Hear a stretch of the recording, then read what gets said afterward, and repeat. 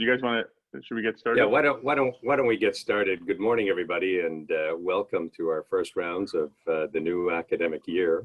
I really hope that you've had a good summer and had an opportunity to enjoy the warm weather and get some R&R in after a very difficult fall and early summer with everything that's transpired.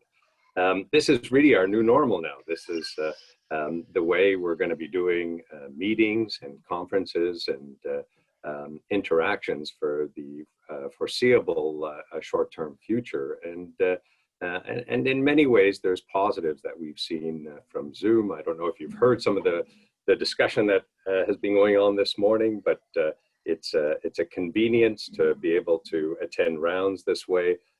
We've been able to post these rounds on our website, and please have a look and access past rounds, but these will continue to be posted and very accessible for people, and hopefully we'll have a greater attendance with these virtual Zoom rounds. We've also reached out to all our alumni and let them know that these rounds are available should they wish to join for the live rounds or access the recorded rounds on our website.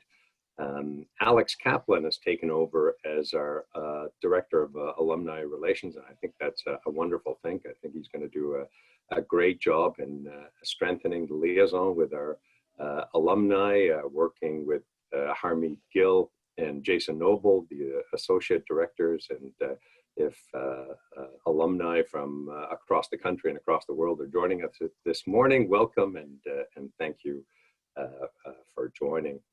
I want to thank John, Amandeep, and Alan for continuing putting together some superb educational meetings and rounds, and I think we have a really good program for this year, and I think we have a very interesting first rounds. I'm certainly looking forward to it.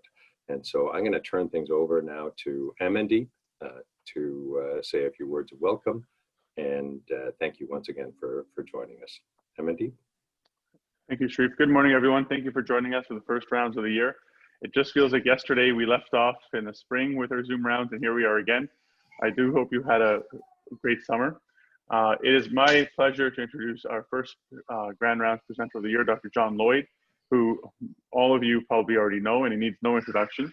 He is a comprehensive ophthalmologist at Sunnybrook and faculty at the Department of Ophthalmology, where he is the program director. He was my program director going through. He has a focus on cataract surgery, as well as refractive surgery, and works out of both Sunnybrook and the Kensington Eye Institute. Dr. Lloyd got his MD at the same school I went to, University of Western Ontario, where we both have great memories, and did his residency in New York before returning to Toronto. John has really been a great mentor to me. So as an associate PD, I've really been, it's been my privilege to watch John work and to see how he handles difficult scenarios. He really has a calmness about him and a poise that I really need to sort of try to emulate better. I have reflected on his management of scenarios and been quite impressed with him. So John, thank you for the leadership and the mentorship. It's been a pleasure, and I look forward to years of working together. I also want to briefly introduce our senior residents. I think John will introduce them again, but we've got Dr. Lily Tong and Dr. Yellen Yang, who are both fifth year, sort of final year residents in our program. So I welcome them both as well. I will also make one other comment. There is a chat box on the bottom right-hand side. For the participants in the audience, please do feel free to add in any thoughts or comments. If someone does want to add to the discussion, I can add you to the panel. I do see Ike is here, who's very active on the on-tie thread. Maybe we'll add him to the panel as well. But anyone else who does want to weigh in, please feel free to make this as interactive as you can. And I'll hand it over to John. Thank you very much, Amandeep. Very nice introduction. I want to extend a thank you to all of those faculty who have worked with me over the years to make these rounds possible. We've had a format that generally involves people bringing up interesting clinical scenarios from their subspecialty and the residents presenting, and we learn a lot from these rounds, which are clinically based. I often lead off the rounds in the fall, but I presented late last year, and when COVID happened, I found myself without any cases to present as September loomed. So I want to thank Ike Ahmed, Steve Arshinoff, and Creasa McAllister, and a number of other voices for bringing to my attention an interesting topic to do with my field, cataract surgery. And I think this maybe will generate a little bit of interesting discussion. So let's bring this live.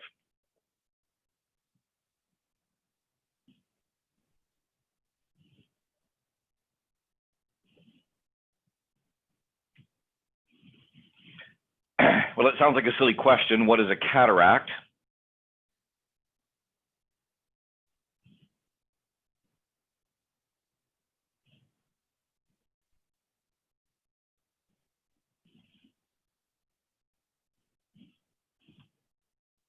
Okay, well, we've had our first wrinkle, Amandeep. I can share my slide. I can't advance the slides. Just give me 1 second here. Okay, try that again. Is that possible? Maybe I should be on this one here.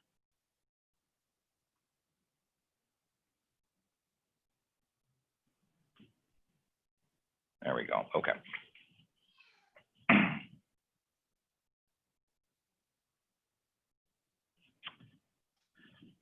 All right, well, as we all know, cataract surgery is certainly one of the most common elective surgeries performed in Ontario and, of course, worldwide, but the numbers may surprise you.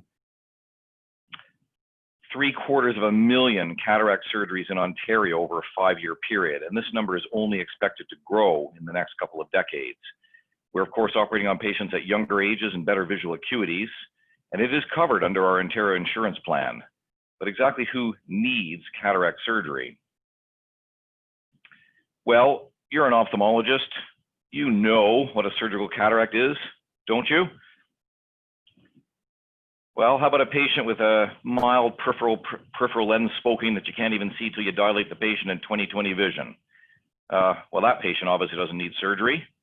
Or what if that patient's 45, been diabetic for 20 years, and got a rapid onset white cataract with LP vision over a few months in the contralateral eye? And what about once you remove that, you've left the patient significantly anisometropic? How about a patient who's got a little bit of cloudy central nuclear sclerosis, still has 20/20 minus visual acuity? Well, you wouldn't operate on that, would you? But what if this patient is 55 years old with a lifetime history of simply moderate myopia, and their refraction keeps going up and up, changing over 3 diopters in the last year? How about a patient with 3+ nuclear sclerosis and reduced vision? Well, that's a no-brainer, isn't it? That patient clearly needs surgery. Yes. Well, what if that patient's 88 years old, in a wheelchair, and has advanced ARMD? So maybe no. What if that patient's got somewhat narrow angles and has got the beginning of dementia, and their family's concerned about them being able to go through surgery as they get older? You can see it isn't so easy, actually. So as you know, our current situation in Ontario is that we do not have a clear definition of a cataract, and we have a public system, and I put in quotes, a private system. Private system that's developed through our ability to offer refractive lens exchange to patients in private offices that don't receive facility funding from the government. There's a finite number of surgeries funded in the public hospital, and as we know, they're divided into priorities, which we'll discuss in a little more detail later. But the priority targets are actually relatively lengthy. Even priority 3 patients have to wait 12 weeks as a goal, and other patients up to half a year. And we're not even meeting these targets. If you look at Kensington, we're falling below them. So what does the COS say is a cataract? Clouding of the lens that interferes with vision. Well, I actually kind of like that definition. It allows us to make our surgical judgments. Refractive lens exchange is a procedure that is identical to cataract surgery, but of course just performed to reduce the need for glasses and contact lenses, and is generally performed through the private system. Well, private system, you say? We don't have a private system in Canada. Well, and as a timely demonstration of that, the BC Supreme Court has just ruled against Dr. Brian Day's court charter challenge. He is an orthopedic surgeon in BC who has been essentially offering private orthopedic surgery for many years and has court cases been working through our system for years now. It is not expected to be over yet. This is expected to go now to the Supreme Court of Canada. So how is it that we have anything that resembles private cataract surgery in Ontario or Canada? Well, there is the term, we can use the term refractive cataract surgery.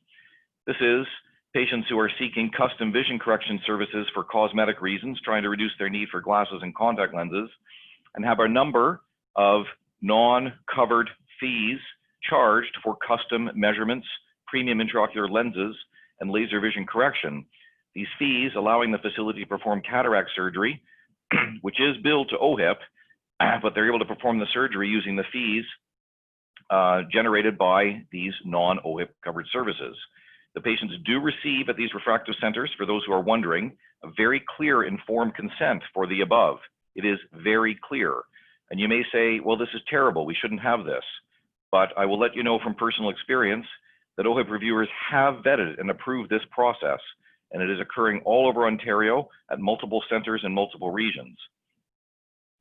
Now this, of course, has a negative. It gives rise to, of course, something that we don't really want in our system, which is the process of paying to jump the queue. And you may say, well, we shouldn't have this, this is terrible, but there is a flip side to this. Insured services, well, you can look at it the other way around. We perform cataract surgery that is almost always refractive as well.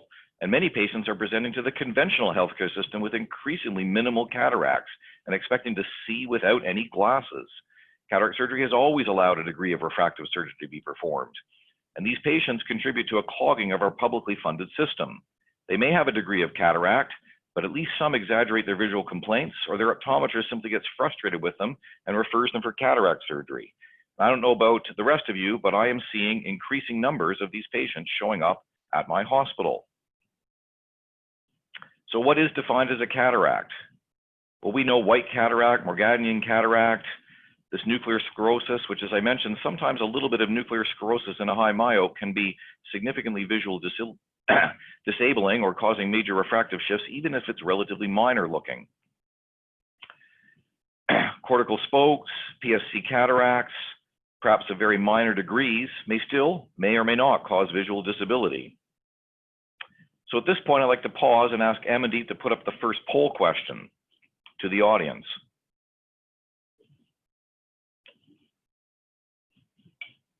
The question is, should Ontario have guidelines for publicly funded cataract surgery? And we'd ask you to give us your first thoughts on this question. All right, so I'll pause it there. And we've got a pretty overwhelming majority saying yes. So 71% saying yes. All right. So I'm going to close the poll here.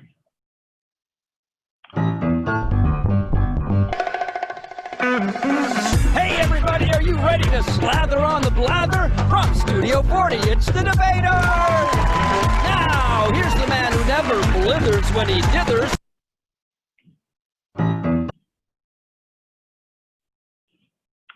Yep, that's right. It's time for the Debaters. So some of you, especially the older audience set, may have tuned in to Steve Patterson and his excellent radio and sometimes TV show, The Debaters. It is on CBC Radio, and I encourage you the next time you're on a car trip to listen to one of his podcasts. They can be quite entertaining. But our debate today may not be as humorous, but is equally important. We are going to debate, should publicly funded cataract surgery in Ontario have guidelines? Now, if you've ever seen or listened to Steve Patterson and his debaters, you know that he, midway through the debate, brings out what's called the bare knuckle round. And my debaters have decided that they want to go toe-to-toe right off the get-go. They are going to go back and forth debating this issue. And who is taking this on today? Well, she was born to perform, or at least perform cataract surgery according to guidelines. Please welcome Dr. Lily Tong, taking on yes. we should have guidelines. And her opponent, who is a free spirit, or at least free to perform cataract surgery without the restrictions of guidelines, Dr. Yellen Yang. Please welcome Yellen, taking on no. Let's begin. So we're going to switch over to Lily now.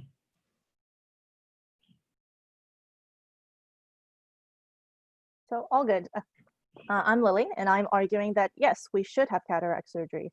So we already discussed refractive lens exchange in traditional cataract surgery is confusing enough for ophthalmologists already. We can't even agree as a group. So that's leading to confusion with our patients, with our referral base, which is our optometrists and family doctors, and OHIP. I mean, who's gotten a referral for a quote unquote refractive cataract, or as Dr. Lloyd said, a cataract for the vision something like 20/20? I think as physicians, we aim to do no harm, and not all surgery is necessary. So any unnecessary surgery is harmful to the patient. And we would think that the proportion of unnecessary surgery is something like maybe 1%, 2%, but actually it's a much higher number than that. And if we look at the studies on the next slide, how often are patients getting unnecessary surgery? Well, one of the British Columbia studies of over 6,200 operations found that 27% of patients scored the same or worse on a visual function analysis assessment after surgery, and a similar proportion, 26%, scored the same or worse in a health-related quality of life. So if your vision didn't improve and your quality of life didn't improve after surgery, why did you have surgery? And if we look across the sea at some of our European colleagues, there was a Sweden study of 1,900 eyes, and 9% of those patients did not report a benefit from surgery. And in fact, some of them had a greater perceived visual disability after surgery. And the largest database we could find with the European database of over 360,000 eyes showed that 12% of patients with good visual acuity before surgery reported worse visual outcomes. And the final study we looked at is the British Columbia study of over 1,000 eyes, where in 8.3% of the cases, when you look through the charts, there was no justification for surgery, including at that time, no visual acuity less than 20/50 because it was an older study, no visual symptoms, and no medical needs, so like phacoemorphic glaucoma or uveitis or something along those lines. So actually, the percentage of patients getting quote unquote unnecessary surgery is probably somewhere in the range of 8 to 26%. And that's a significant portion. So I think having guidelines will help get everybody on the same page to try to minimize the number of unnecessary surgeries that are occurring. Well, I disagree. Thanks for showing all the studies, but are they truly representative? So if we look at that study of a European database of 360,000 eyes, the most predictive factor of postoperative visual outcome is actually ocular comorbidity, followed by postoperative complications. In that study, about 9,000 eyes had preoperative vision 20/20 undergoing cataract surgery, and they found that those with ocular comorbidity did much worse. So there's multiple factors that can affect vision outcomes and patients' perception of their visual function, such as ocular comorbidity, complications, and complexity of the surgery. So the data should really be interpreted in this context, and it's difficult to attribute whether patient outcomes worsened because they had unnecessary cataract surgery or because of other factors, such as complex surgery, or simply because their dry eyes worsened after the surgery. In that BC study of 1,000 eyes, they found that 8.3% did not have justification according to their chart. But is this really just an issue of documenting more clearly the indications for surgery? So I would like to argue that guidelines cannot substitute for surgical expertise and clinical experience. There are many indications for cataract surgery and many exceptions to the rule. Visual function is highly subjective. A patient who's very high functioning can be debilitated by a mild cataract, and conversely, a patient with moderate cataract may not be bothered at all.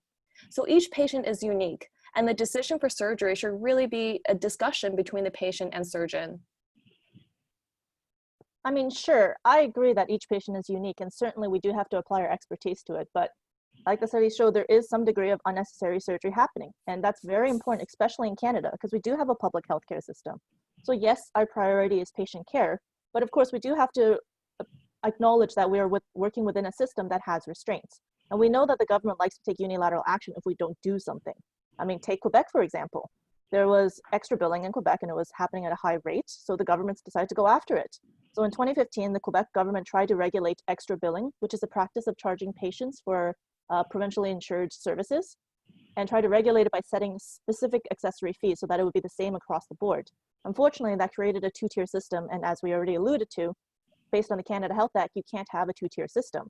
So legal action was taken against the Quebec government, and in 2017, the broad policy now is that Quebec government cannot, physicians cannot charge any patient in Quebec for any covered procedures, period. So let's be proactive. And if we look at cataract surgery, the government has mandated a zero growth policy on cataract surgery since 2007. We know that the population is growing, especially if you look at this graph on the right and the red line, but unfortunately the rates of cataract surgery has not been able to increase at the same rate. So within this constricted system, we need to find cost savings and we need to be efficient with it. In fact, the other problem is if we look at ophthalmologist billings on the next slide, the 2019 Canadian Institute for Health Information's most recent report showed that ophthalmologists are way ahead as the highest gross billings. So ophthalmologists made somewhere in the realm of $770,000, whereas our average surgical specialist made $481,000. So yes, ophthalmology is unique. We have unique overhead costs. We have other fees that we have to pay that our surgical colleagues don't have to pay. But when you look at a report like this and you see ophthalmologists way ahead, you know where the government's going to look for cuts. So let's be proactive. Let's set up guidelines to self-regulate so that the government doesn't come after us first. So sure, the government might come after us for cost-saving strategies, but should we be really looking at cataract surgery? So cataract surgery is actually a very cost-effective procedure. There was a global meta-analysis that showed that cataract surgery was more cost-effective than knee arthroplasty and defibrillator and comparable to hip surgery. The cost of surgery is actually much lower in Canada as well, so it's only 17% of the cost in the States. So perhaps the government should really be looking at increasing funding so that we have enough funding to provide cataract surgery for everyone. Most people can benefit from cataract surgery at some point in their lifetime. And there's not really any cost-saving benefits if we defer the surgery until later, unless the patient dies before then. So it's really just a deferral of costs before surgery is eventually performed. This graph here shows the affordability of cataract surgery using big map prices. So this is comparing different countries. So on the x-axis here, it's blocked, but it's showing the cost of cataract surgery. And on the y-axis, it's showing cost of one Big Mac, which is an informal economic indicator of currency value. So you can see that compared to all the other countries, Canada is doing very well. We have a low cataract surgery price and relatively high currency value. And you can see that in comparison to our neighbor, the States, which is all the way to the right, cataract surgery is very cost effective in Canada. So perhaps if we eat fewer Big Macs, then we can all afford cataract surgery. In addition, technology and clinical knowledge is constantly changing. For example, a 20/40 cataract in the 1990s will likely not be operated on, but today, a patient who's 20/40 symptomatic will likely get surgery in the public system. So the indications are changing constantly, and there's constant new developments which are leading to better outcomes and increasing patient demand. So the rules that we make now may not be relevant for the future. For example, let's look at bilateral cataract surgery funding. There was a rule established in the States in the 70s to discourage surgery on the second eye too soon.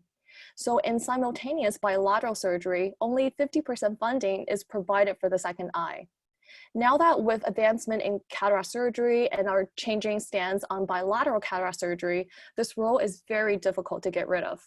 And just in comparison, in Ontario, we're still only getting 85% funding for the second eye. So Yellen, I completely agree that changes are happening because 10 years ago we did cataract surgery differently than today. And in 10 years from now, I'm sure cataract surgery will be very different again. But that doesn't mean we shouldn't have guidelines to get everybody on the same page right now as we move forward with future technologies. Like we already said, the refractive lens exchange, should that really be covered under OHIP?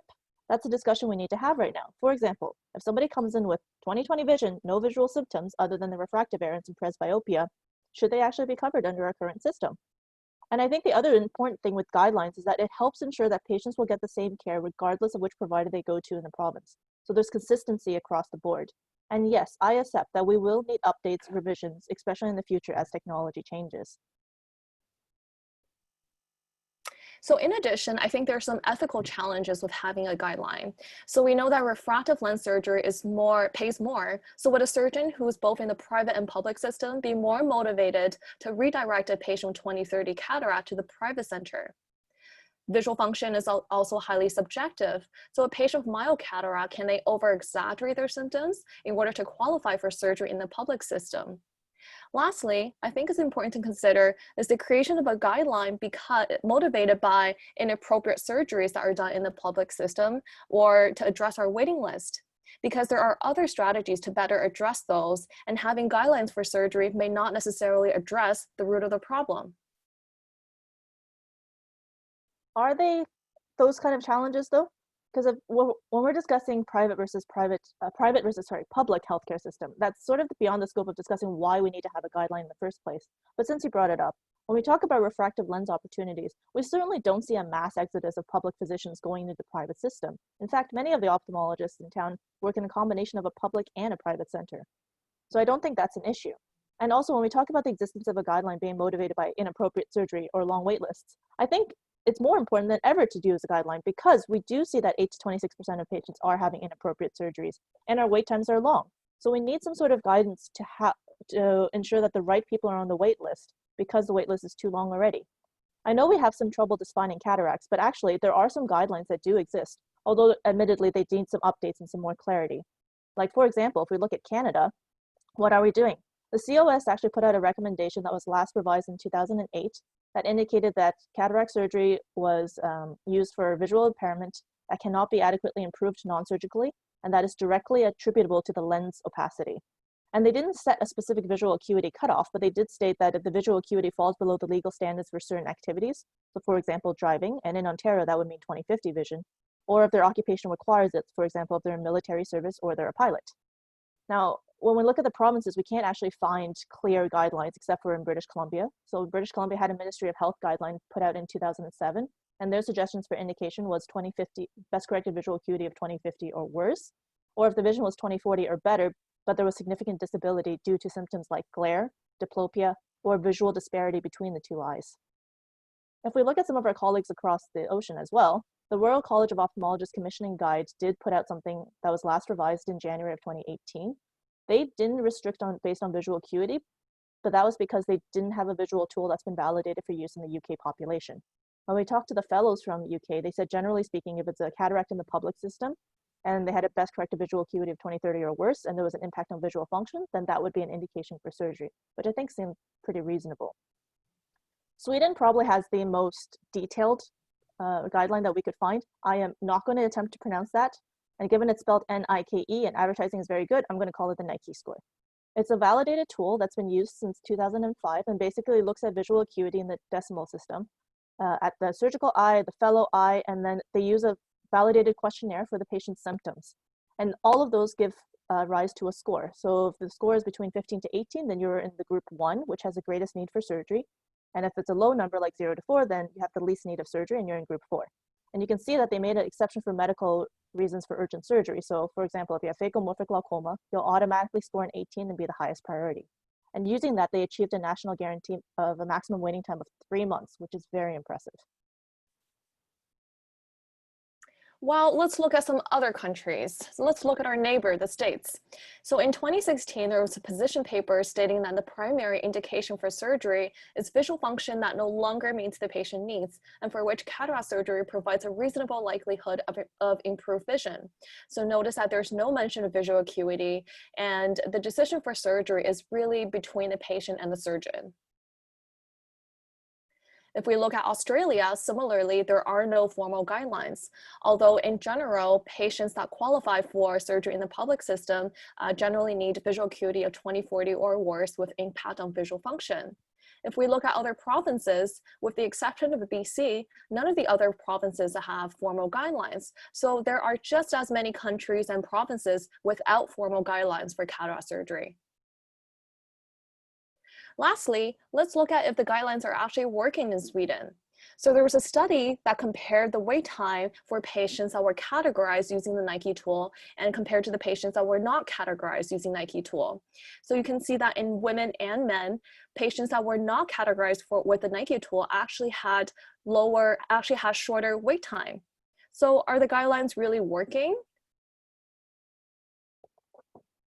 I mean, based on what you last showed, I guess I should just move to Sweden because everybody gets surgery in 3 months. But despite that, in Canada, I think that yes, we still should have guidelines because there is confusion as to when exactly cataract surgery is indicated. So to get our patients, our optometrists, and our groups all on the same page, I think a consensus statement will help provide the consistency to avoid unnecessary surgery occurring because the rate is surprisingly high right now.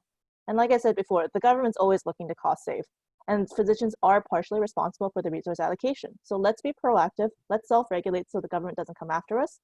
And current guidelines do exist in many jurisdictions, including Canada, to help direct which patients receive surgery, but obviously those are a little bit outdated, so we do need to update those. And last but not least, what if you were the patient? Wouldn't you like to know exactly when you should be getting cataract surgery? Wouldn't you like your optometrist to know when you should be referred out to an ophthalmologist?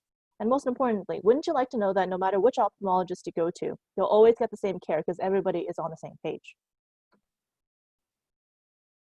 Well, I disagree. So the decision for cataract surgery should really be guided by surgical expertise and clinical judgment. Each patient is unique and has their own perception of visual function. So the decision for surgery should really be a discussion with the patient. Technology and clinical knowledge is also constantly changing. So the rules that we make now may not be relevant for tomorrow. Lastly, cataract surgery is very cost-effective overall in Canada. So perhaps we should be looking at increasing funding so that we have funding for everyone to have cataract surgery. Lastly, I'd like you to consider, what if you were the patient? Would you want the decision of your surgery to be dictated by a guideline which you have no control over, or based on a personal discussion with your surgeon?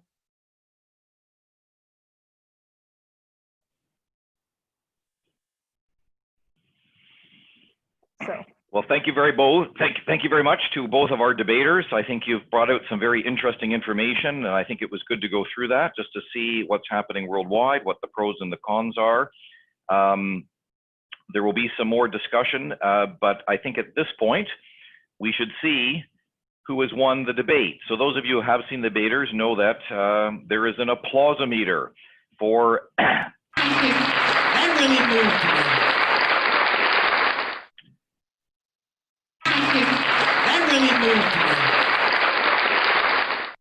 So Amandeep, I think I killed the poll question on my screen, but do you still have it up there?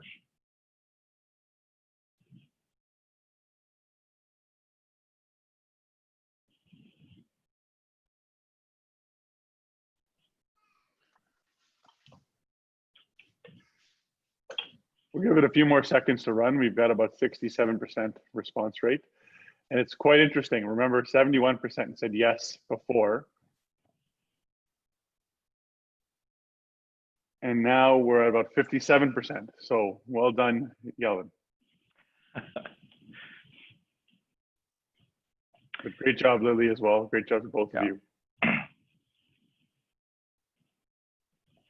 So the results are quite interesting. You guys both did a great job bringing up some of the points. We have some other slides to present, and then I'm going to ask some of our other panelists to comment. So let's move on.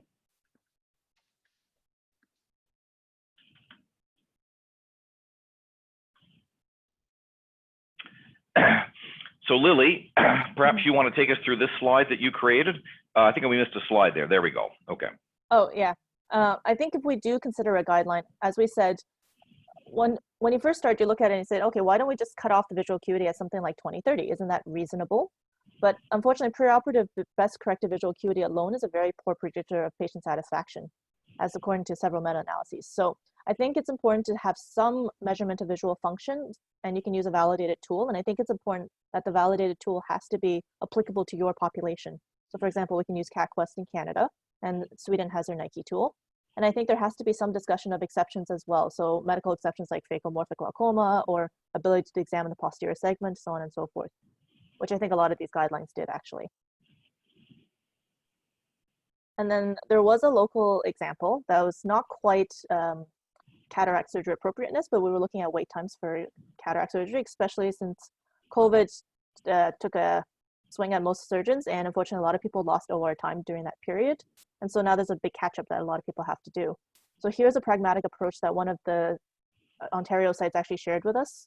So I want to share it as well, and it uses the modified CatQuest as well as modified MENT to prioritize patients. So for example, patients who came in for in-person consultation during the post-COVID period, they were prioritized based on their needs. So for example, a priority 2 would be done within 42 days, and that's a cataract that limits other disease treatment.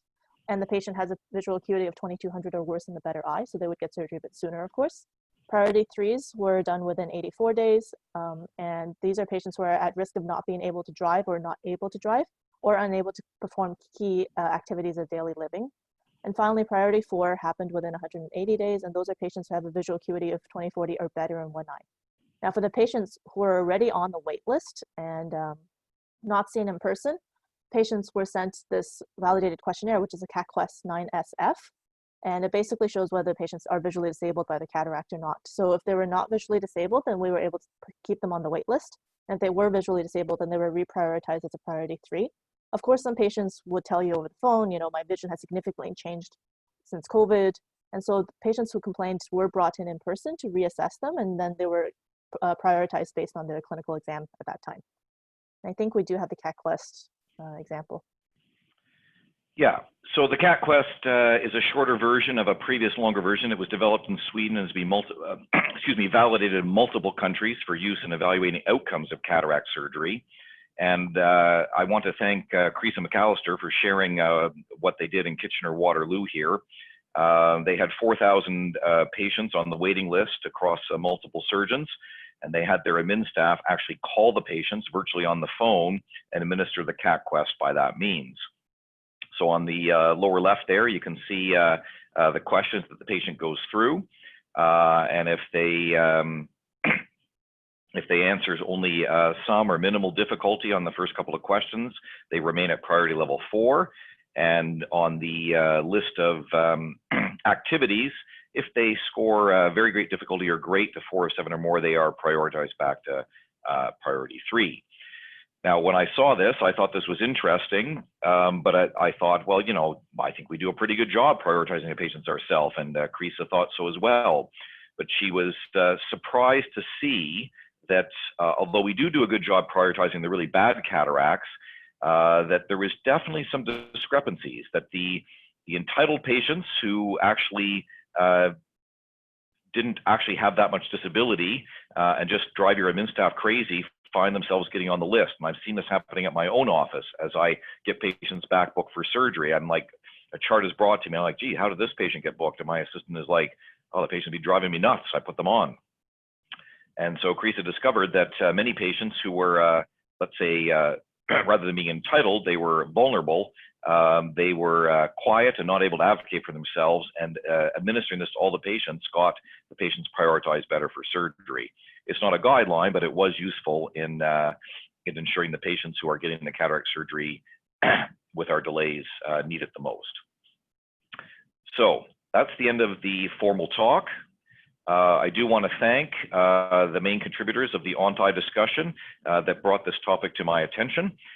And I was actually quite interested to see that when many people do not comment on ONTI, but we saw from the poll that despite some of the vocal opinions, the majority of us still are in favor of guidelines, even though I think I was maybe more in the camp towards not guidelines.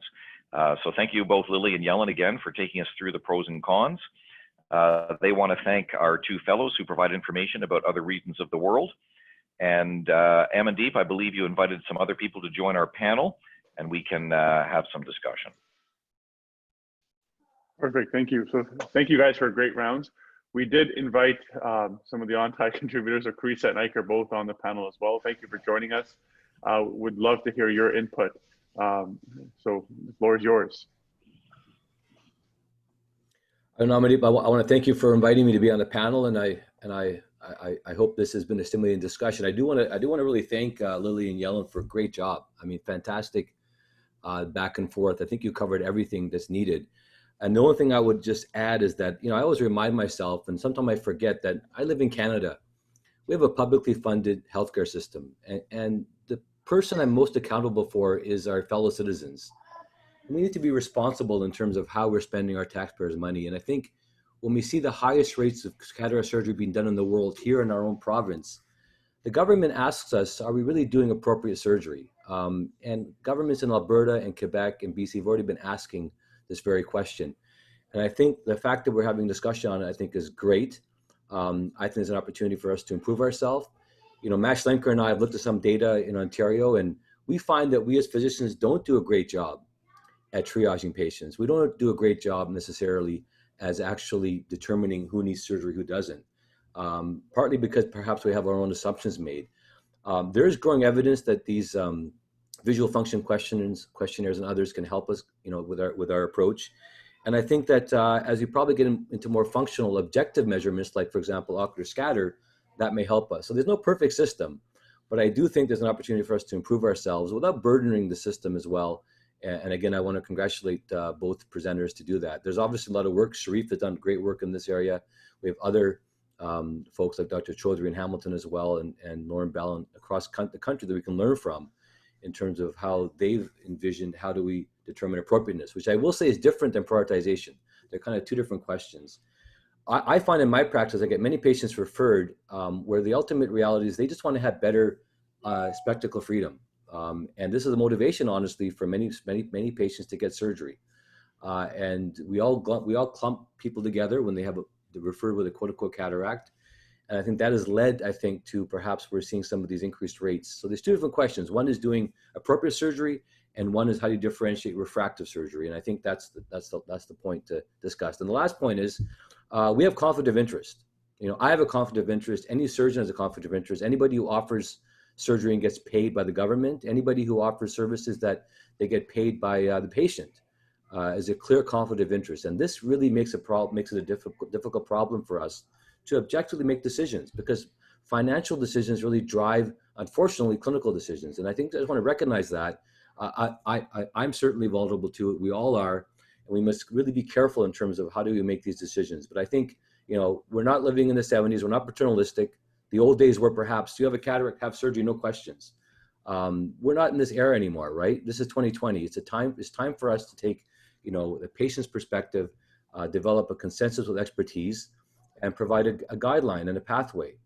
Exceptions are always being raised, right? Well, what about this? What about that? And if we live in a world of exceptions, we basically have no system in place. We can build in exceptions that need to be, met in terms of, bypassing certain, guidelines that may be necessary. So I'll stop on that, but I want to thank again, John, for putting this together, and for the presenters that did a great job. Thank you, Ike. Your insights are always valuable. Thank you for your contributions on ONTA as well, and your leadership in this area. Carissa, I don't know if you're there. I see you on mute. We'd love to have your input. And I've also added Matt Schlenker to the panel, who, as Ike said, has done some work on this area. I don't see Carissa unmuting. I know Sharif wants to say a few words as well. Carissa mentioned that she might only be able to attend the beginning of the talk. She may have other matters to attend to there. Sure. So shall we have Sharif and then Matt? Sure, let's do that. Okay. Thank you. First to Lily and Yellen, that was a great discussion. You both covered the points thoroughly, and that was really, really well done. Congratulations. But I've got to say, I side with the no argument here. My mind has been changed over the last decade, but I really think that mandatory guidelines can be a dangerous thing, where if you need to fulfill certain criteria before that surgery can be done in the public system, I think it's going to hurt our public system that we really define ourselves by our Canada Health Act. I think you will see more patients being pushed into a private system where they still will have inappropriate surgery, but only pay for it in this case. I think it's very important to look at the definitions for cataracts, and you highlighted this very nicely. I really like the AAO definition, and really I think we're all coming to understand that, a cataract is something where we see objective lens changes, and there's reduced the Snellen acuity and or qualitative difficulties in visual function. And it's really those patients where they have good Snellen, but have qualitative difficulties that we need to have a better handle to measure. And I think that's where suggested guidelines can be useful. I think we can help people, we can help ophthalmologists define what a definition of a cataract that needs surgery is, but I don't think it should be mandatory.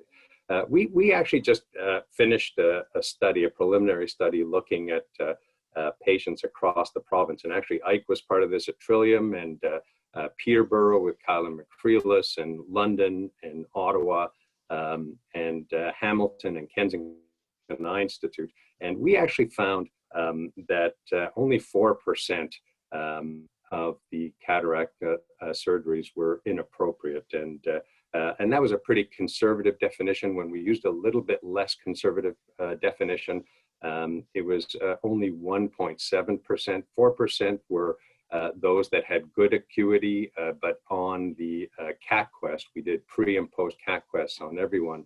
On the CAT Quest, they had little or no difficulties. I really think that many of the studies looking at appropriateness are flawed in many ways. And I think the number of inappropriate cataracts done in this province is not nearly as high as we're thinking.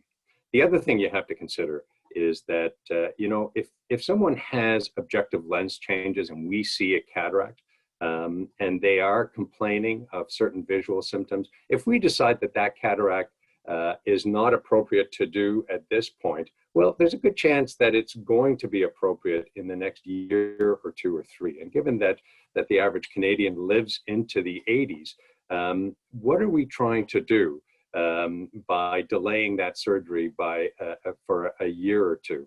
I think we know that as the cataract gets bigger, we run into a higher risk of complications. And really, if we're looking at our Canadian healthcare system, that patient needs to die before having surgery for the system to see a benefit of delaying that surgery. So I think it's a very important question.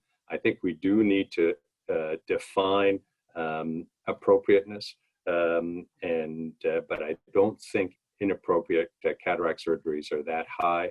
I think we have a risk of pushing people towards the private system if we have a rigid definition of what cataracts can be done under the public system. I think more importantly, we need to look at this private system that we are seeing developed in parallel and ensure that patients aren't queue jumping. You know, what really bothers me more than inappropriateness are ophthalmologists that will tell patients that they could have their surgery next week if they choose to have it in the private system, which usually involves specialty lenses that have a lot of costs and testing that have a lot of costs, or they can wait 2 years to have it in the public system.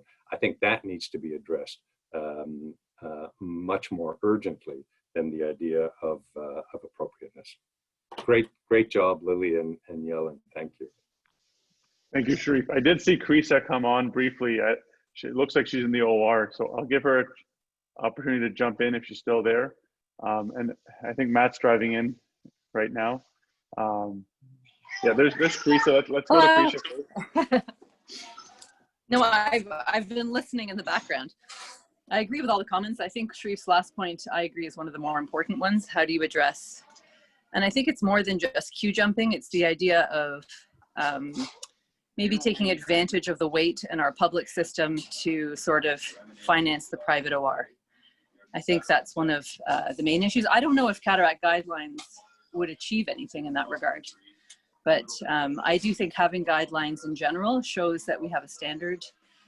But I think it's tricky. I think the points raised in the debate were correct on both sides. It's hard to define. And in general, I think we do want patient-physician relationship to be about the patient in front of you, not about the system. We should think about those two things separately, but they are both important. So the resource allocation is important. It is a finite resource, so we can't abuse it. So I think your point, Sharif, about you know, whether you do it a year or two early, if only a certain number of people can have it done because of our resources being limited, I do think it's important to not do, like, we should have a prioritization system so that patients who need it are the ones who get it. But at the same time, you need to help the patient right in front of you. So like all ethical things, there's no kind of clear solution, but I think the idea of coming up with guidelines at least forces us to think about all these questions and maybe to come up with a way of addressing them so that we can give, you know, guidance to surgeons. I think when you're a new surgeon, sometimes you don't really know how to approach things. You just emulate what your mentors did, which generally is a good approach. But I do think guidelines are useful. So I would support the idea of guidelines. Thank you, Carissa. Great to see you as well. Thank you for joining. And we've got Matt here as well. Again, I think he's still driving, but I would love to hear Matt's opinion. He's done some great work in this area. Yeah, thank you. Great discussion. I really enjoy the input, and I learn every time I hear people talking about this. I do think, you know, even the way the question was framed, you know, it was kind of guidelines versus not, as opposed to something being imposed on us, I think speaks to kind of where the ophthalmology community is, and I'm in there as well. You know, it's somewhere between not having guidelines and having guidelines, as opposed to set criteria that are mandated by the government that we have to fulfill. I really want to echo what's been said, that appropriateness and prioritization are completely separate questions with completely separate answers. And I think we also always have to separate those as we have this discussion.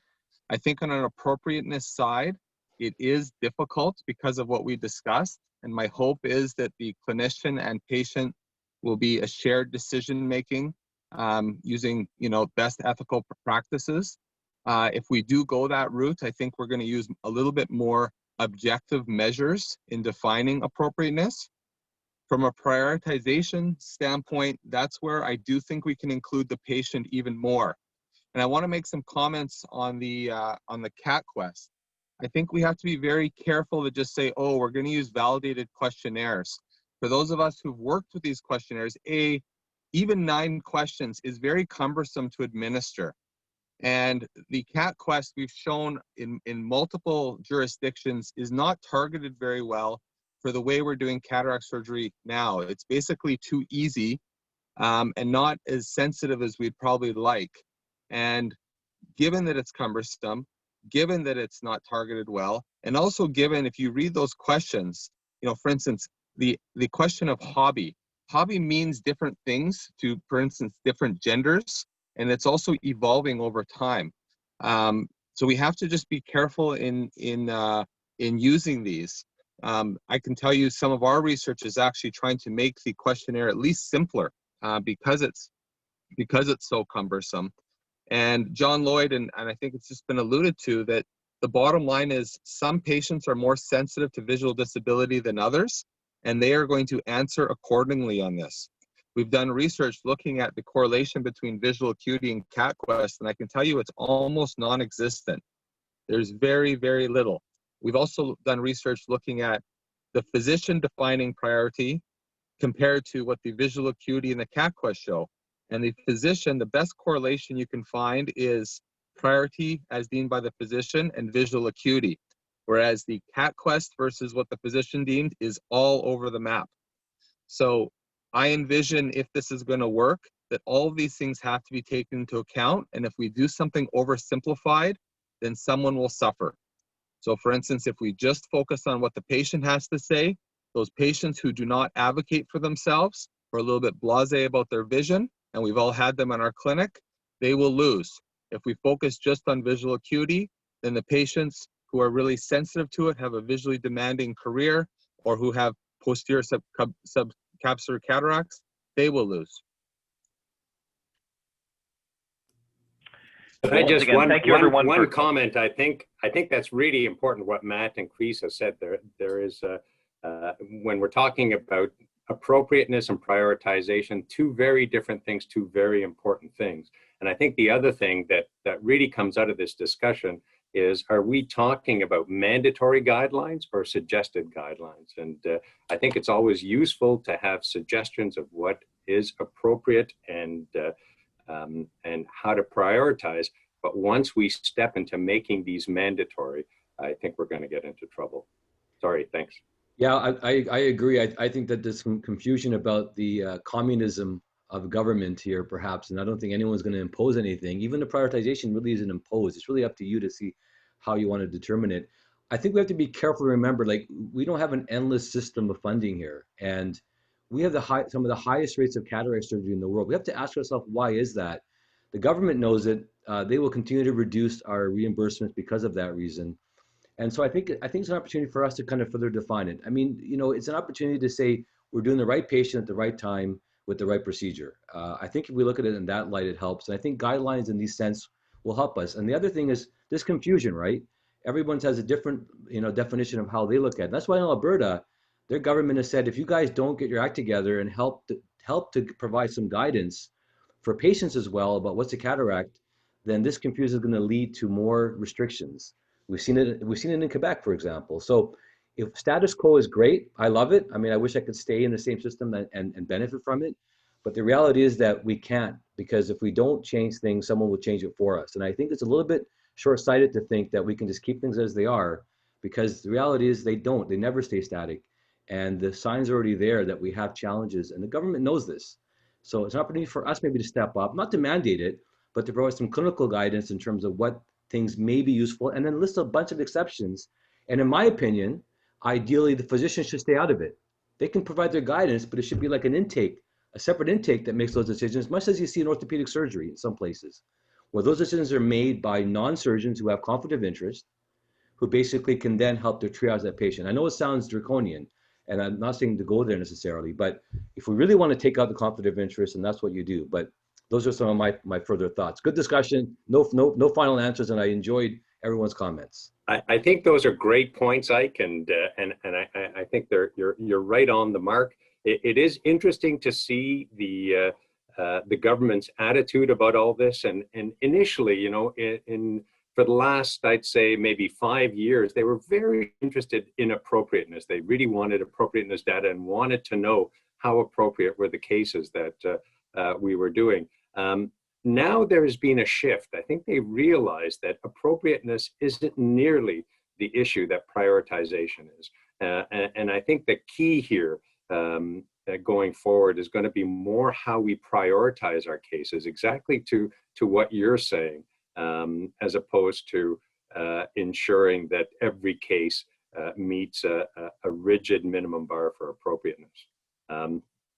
Again, thanks very much, John. Great discussion. So I'm going to leave it there. Thank you very, very much for everybody for tuning in. Interesting to see that by the time the debate was finished, we were roughly split down the middle, which gives us some idea of just how difficult this topic is. But I think as we move forward, and I think during Ike's cataract course over the next while, we can work as a community to develop perhaps not an imposed system, but something that we can all agree on to at least reduce some of the confusion for patients and reduce the risk the government will impose something that we like less.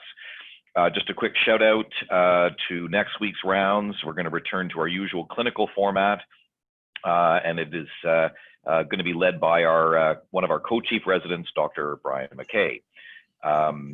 And as Amandeep mentioned, please make sure to fill out the evaluation form. Amandeep, how do they find the evaluation form? Is it in the email? There's a link in the chat box, and Sandra will also be emailing it out on Monday. For the faculty, you do need to, or any staff positions, you do need to fill the form out in order to get your credits or qualify for credits. So once again, thank you everyone. Special thanks to all our on-time contributors, and for those of you who have taken time away from your busy days in the OR to join in the discussion. We will see you next week. Thank you everyone.